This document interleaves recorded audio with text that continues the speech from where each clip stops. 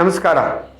Gangrene ಅನ್ನೋದು ಅದಕ್ಕೆ ಕನ್ನಡದಲ್ಲಿ ಸಮಾನಾಂತರ ಪದ ಇಲ್ಲ. ಎಲ್ಲರೂ ಗ್ಯಾಂಗ್ರೀನ್ ಅಂತಲೇ ಅಂತಿರ್ತಾರೆ.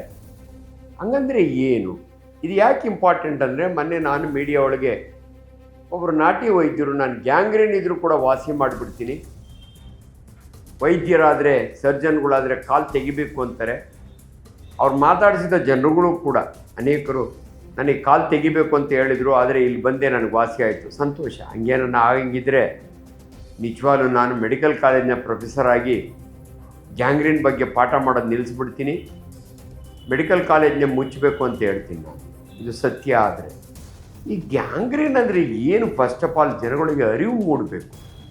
ನೋಡಿ, ನಮ್ಮ ದೇಹದ ಯಾವುದೇ ಒಂದು ಭಾಗ ಜೀವಂತ ಇರಬೇಕಾದ್ರೆ ಅದಕ್ಕೆ ನ್ಯೂಟ್ರಿಷನ್ ಬೇಕು, ಆಕ್ಸಿಜನ್ ಬೇಕು. ನ್ಯೂಟ್ರಿಷನ್ ಅಂದರೆ ಗ್ಲೂಕೋಸ್. ನಿಮಗೆ ಸಿಂಪಲ್ ಎಕ್ಸಾಂಪಲ್ ಹೇಳಬೇಕು ಅಂದರೆ, ಈ ಗ್ಯಾಂಗ್ರೀನ್ಗಳನ್ನ ಭಾಳ ಸಾರಿ ಸಕ್ಕರೆ ಕಾಯಿಲೆ ಇರೋರಿಗೆ, ಡಯಾಬಿಟಿಕ್ ಪೇಷಂಟ್ ಅಂತೀವಿ, ಅಥವಾ TAO ಕಾಯಿಲೆ ಅಥವಾ ಬರ್ಗರ್ಸ್ ಡಿಸೀಸ್, ಬೀಡಿ ಸೇದೋರಿಗೆ ಈ ಗ್ಯಾಂಗ್ರೀನ್ ಆಗುತ್ತೆ.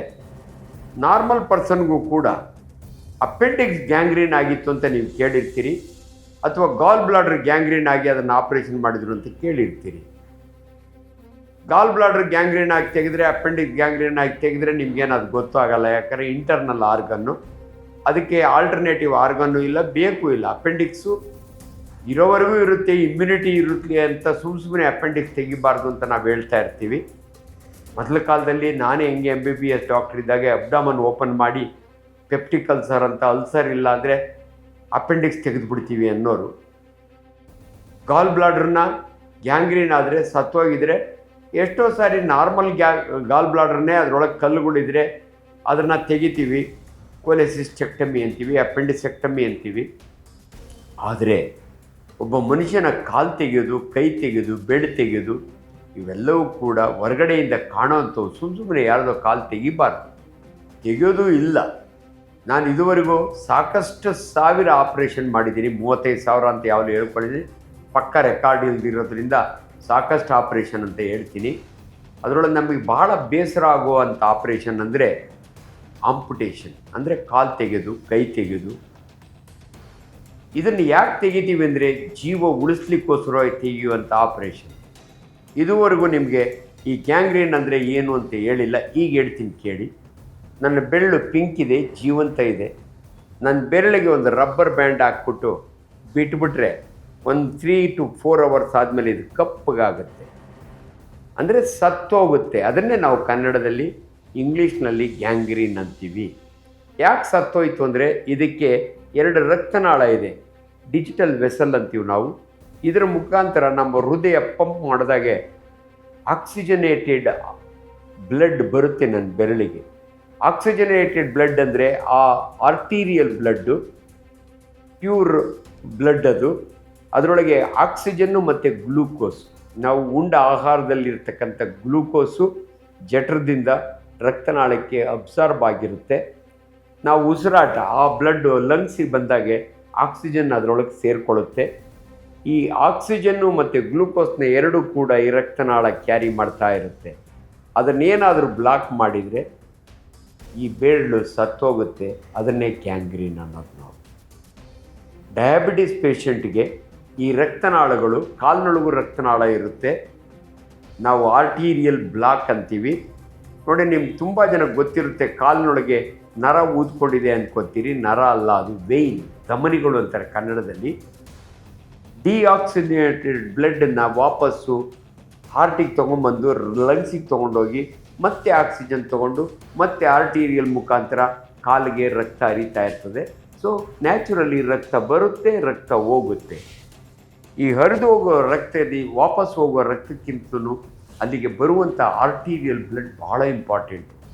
ಅನ್ಫಾರ್ಚುನೇಟ್ಲಿ ಈ ಡಯಾಬಿಟಿಸ್ನಲ್ಲಿ 2 ಥರ ಗ್ಯಾಂಗ್ರೀನ್ ಬರುತ್ತೆ, dry gangrene and vet gangrene ಅಂತ. ಅಂದರೆ ಇನ್ಫೆಕ್ಷನ್ ಆದಾಗೆ ಕಾಲು ಊದ್ಕೊಳ್ಳುತ್ತೆ, ಸೆಲ್ಯುಲೈಟಿಸ್ ಅಂತೀವಿ. ಅದನ್ನು ವೆಟ್ ಗ್ಯಾಂಗ್ರೀನ್ ಅಂತೀವಿ. ವಾಸನೆ ಬರ್ತಾ ಇರುತ್ತೆ, ಕಾಲು ಸೋರ್ತಾ ಇರುತ್ತೆ. ಅಂಥ ಟೈಮ್ನಲ್ಲಿ ನಾವು ಇದು ಕಾಲು ಸತ್ತೋಗಿದೆ ಹಂಗೆ ಬಿಟ್ಟರೆ ಸೆಪ್ಟಿಸೆಮಿಯಾಗಿ ಮನುಷ್ಯನೇ ರೀನಲ್ ಫೇಲ್ಯೂರ್ ಹೋಗ್ತಾನೆ ಅಂತ ಆ ಕಾಲನ್ನು ತೆಗಿತೀವಿ.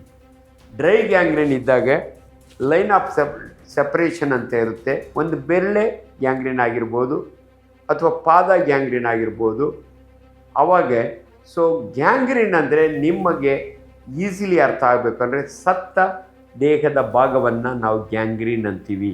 ಬೆರಳು ಗ್ಯಾಂಗ್ರೀನ್ ಆಗಿರುತ್ತೆ, ಕಾಲು ಗ್ಯಾಂಗ್ರೀನ್ ಆಗಿರುತ್ತೆ, ಕೆಲವು ಸಮಯ ಮಂಡಿವರೆಗೂ ಗ್ಯಾಂಗ್ರೀನ್ ಆಗಿರುತ್ತೆ, ಕೆಲವು ಸಮಯ ಮಂಡಿ ಮೇಲೂ ಗ್ಯಾಂಗ್ರೀನ್ ಆಗಿರುತ್ತೆ. ಸೊ ಎಲ್ಲಿವರೆಗೂ ಗ್ಯಾಂಗ್ರೀನ್ ಆಗಿರುತ್ತಲ್ಲ ಅದ್ರ ಮೇಲೆ ನಾವು ಡಿಸೈಡ್ ಮಾಡಿ ಬಿಲೋ ನೀ ಆಂಪುಟೇಷನ್. ಮಂಡಿ ಕೆಳಗಡೆ ಕಾಲು ತೆಗೆದರೆ ಬಿಲೋ ನೀ, ಮಂಡಿ ಮೇಲ್ಗಡೆ ತೆಗೆದರೆ ಅಬೂ ನೀ, ಬರೀ ಬೇಳೆ ತೆಗೆದರೆ ಆಂಪುಟೇಷನ್ ಆಫ್ ದಿ ಟೋ ಅಂತೀವಿ ನಾವು. ದಯವಿಟ್ಟು ತಿಳ್ಕೊಳ್ಳಿ, ಯಾವೊಬ್ಬ ವೈದ್ಯನೂ ಕೂಡ ಗ್ಯಾಂಗ್ರೀನ್ ಇಲ್ದಿದ್ರೆ ಪ್ರೀ ಗ್ಯಾಂಗ್ರೀನ್ ಅಂತ ಒಂದು ಪದ ಇದೆ. ಅಂದರೆ ಹಂಗೆ ಬಿಟ್ಟರೆ ಗ್ಯಾಂಗ್ರೀನ್ ಆಗುತ್ತೆ. ಅಂಥ ಸಮಯದಲ್ಲಿ ಈ ರಕ್ತನಾಳಕ್ಕೆ ಬೈಪಾಸ್ ಮಾಡ್ತಾರೆ ವ್ಯಾಸ್ಕ್ಯುಲರ್ ಸರ್ಜನ್ಸ್. ಎಲ್ಲಿ ಬ್ಲಾಕ್ ಆಗಿರುತ್ತಲ್ಲ ಅಲ್ಲಿಗೆ ಬೈಪಾಸ್ ಮಾಡ್ತಾರೆ. ಆ ಕಾಲನ್ನು ಉಳಿಸೋದಕ್ಕೋಸ್ಕರವಾಗಿ ವ್ಯಾಸ್ಕ್ಯುಲರ್ ಸರ್ಜನ್ಸ್ ಅಂತ ಇರ್ತಾರೆ. ನಮ್ಮ ಕಿಮ್ಸಲ್ಲಿ ರವಿ ಡಾಕ್ಟ್ರ್ ಅಂತ ಇದ್ದಾರೆ. ನೀವು ಮಹಾವೀರ್ ಜೈನ್ ಹಾಸ್ಪಿಟ್ಲಿಗೆ ಹೋದರೆ ವ್ಯಾಸ್ಕ್ಯುಲರ್ ಸರ್ಜರಿ ಡಿಪಾರ್ಟ್ಮೆಂಟೇ ಇದೆ. ಅವರು ಕಾಲು ಉಳಿಸ್ಲಿಕ್ಕೆ ಪ್ರಯತ್ನ ಮಾಡ್ತಾರೆ. ಬೈಪಾಸ್ ಸರ್ಜರಿ ಅಥವಾ ಎಂಡಾರ್ಟ್ರೆಕ್ಟಮಿ ಅಂತ ಮಾಡ್ತಾರೆ, ಅಥವಾ ಅದರೊಳಗಿರೋ ಕ್ಲಾಟ್ನ ತೆಗಿತಾರೆ. ಇವೆಲ್ಲ ಪ್ರೊಸೀಜರ್ಗಳಿದ್ದಾವೆ. ಅದು ಆಗಲಿಲ್ಲ ಅಂದರೆ ಸ್ಟೆಂಟ್ ಹಾಕ್ತಾರೆ. ಅಲ್ಲಿಗೂ ಆಗಲಿಲ್ಲ ಅಂದರೆ ಆ ಗ್ಯಾಂಗ್ರೀನ್ ಆಗಿರೋ ಪಾರ್ಟು ಸತ್ತೋಗಿರುತ್ತೆ, ಅದನ್ನು ತೆಗಿತೀವಿ. ಅದನ್ನು ನಾವು ಆಂಪುಟೇಷನ್ ಅಂತೀವಿ. ಅದರಿಂದ ದಯವಿಟ್ಟು ತಲತಲಾಂತರದಿಂದ ನಮ್ಮ ಫ್ಯಾಮಿಲಿಗಳು ಮಾಡ್ತಾ ಬರ್ತಾ ಇದ್ದಾರೆ. ನಮ್ಮ ತಾತ ಮಾಡ್ತಾಯಿದ್ರು, ಅದಕ್ಕೆ ಔಷಧಿ ನಮ್ಮ ಅಪ್ಪ ಮಾಡ್ತಾಯಿದ್ರು, ಈಗ ನಾನು ಮಾಡ್ತಿದ್ದೀನಿ ಅಂತ ಅನೇಕರು ನಾಟಿ ವೈದ್ಯರು ಸುಮ್ಮನೆ ಹೇಳ್ತಾರೆ. ಬುರುಡೆ ಹೊಡೆಯೋದು ಅಂತಾರೆ ಇದನ್ನು. ಅದನ್ನು ತೋರಿಸೋಗು ಫೋಟೋ ಸರಿಯಾಗಿ ತೋರಿಸಲ್ಲ. ಈ ಕಾಲು ಹಿಂಗಾಗಿತ್ತು ಅಂತಾರೆ, ಅಲ್ಸರ್ ಇತ್ತು ಅಂತಾರೆ. ಅಲ್ಸರ್ಗೆಲ್ಲ ನಾವು ಕಾಲು ತೆಗೆಯೋದಿಲ್ಲ. ಬಿಗ್ ಅಲ್ಸರ್ ಉಂಡಿರುತ್ತೆ, ಉಣ್ಣಿರುತ್ತೆ, ಅದಕ್ಕೆ ಕಾಲನ್ನ ಯಾರೂ ಆಂಪುಟೇಷನ್ ಮಾಡಲ್ಲ. ದಯವಿಟ್ಟು ಜನಸಾಮಾನ್ಯರಿಗೆ ನಾನೊಬ್ಬ ಜವಾಬ್ದಾರಿ ಡಾಕ್ಟ್ರಾಗಿ ರೆಸ್ಪಾನ್ಸಿಬಲ್ ಸರ್ಜನ್ ಆಗಿ ಯಾಕೆ ಹೇಳ್ತಿದ್ದೀನಿ ಅಂದರೆ, ಯಾರೂ ಸರ್ಜನ್ನು ಕ್ವಾಲಿಫೈಡ್ ಡಾಕ್ಟ್ರ್ ನಿಮ್ಮ ಕಾಲು ಹುಣ್ಣು ಆರ್ತಾ ಇಲ್ಲ ಅಂತ ಆಂಪುಟೇಷನ್ ಮಾಡೋದಿಲ್ಲ. ಅದರಿಂದ ದಯವಿಟ್ಟು ನೀವು ಅಲ್ಲಿ ಹೋಗಿ ವಾಸಿ ಮಾಡ್ಕೊಂಬಂದಿರಿ ಸಂತೋಷ. ಕೆಲವು ಸಮಯ ಕೆಲವು ಕಾಯಿಲೆಗಳನ್ನ ನಾವು ಸೆಲ್ಫ್ ಲಿಮಿಟಿಂಗ್ ಅಂತೀವಿ. ತನ್ನಷ್ಟಿಗೆ ತಾನೇ ವಾಸಿಯಾಗುವಂಥ ಹುಣ್ಣುಗಳಿರ್ತವೆ. ಅವರು ಡ್ರೆಸ್ಸಿಂಗ್ ಮಾಡೋದ್ರೂ ತೋರಿಸ್ತಾರೆ. ಸೊ ಯಾರೇ ಡ್ರೆಸ್ಸಿಂಗ್ ಮಾಡಲಿ ಅಥವಾ ಅದಕ್ಕೆ ಔಷಧಿಗಳು ಹಾಕೋದಕ್ಕೆ ಆಂಟಿಸೆಪ್ಟಿಕ್ಸ್ ಇರ್ತವೆ, ಅದು ಓಕೆ. ಕಾಲು ಉಳಿಸಿ ಕಳಿಸಿರೋ ಸಂತೋಷ, ಅವರಿಗೆ ದೇವರು ಒಳ್ಳೇದು ಮಾಡಲಿ. ಆದರೆ ಗ್ಯಾಂಗ್ರೀನ್ ನಾನು ಉಳಿಸ್ತೀನಿ ಅಂತ ತಪ್ಪು ಮಾಹಿತಿ ಕೊಟ್ಟು ನಿಮ್ಮನ್ನು ಮೋಸ ಮಾಡೋದು ಬೇಡ. Gangrene is a dead tissue, it should be amputated. ಅದಕ್ಕೆ ಕಾರಣ ಎರಡು ಭಾಳ ಇಂಪಾರ್ಟೆಂಟು. ಓಲ್ಡ್ ಏಜ್ನೊಳಗೆ ಅಥೆರೋಸ್ಕ್ಲಿರೋಸಿಸ್ ಅಂತೀವಿ, ಅಂದರೆ ಕೊಲೆಸ್ಟ್ರಾಲು ಅವರ ರಕ್ತನಾಳಗಳನ್ನ ಓಲ್ಡ್ ಏಜ್ ಗ್ಯಾಂಗ್ರೀನ್ ಅಂತೀವಿ ನಾವು.